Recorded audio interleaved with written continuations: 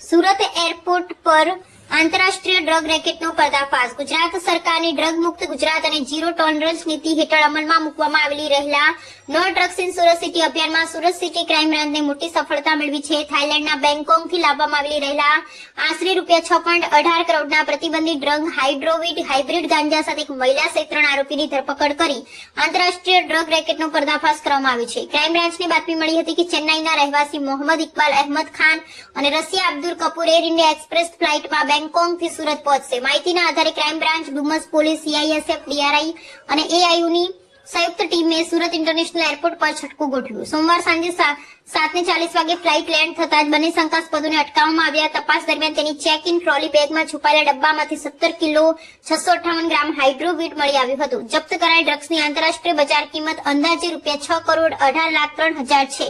NDPS act 1985 ની કલમ હેઠળ કેસ નોંધવામાં આવ્યો છે. તપાસમાં જાણવા મળ્યું છે કે આ માલ સુરતમાં તમિલનાડુના રહેવાસી તમીમ ઇબ્રાહીમ અંસારીને પહોંચાડવાનો હતો.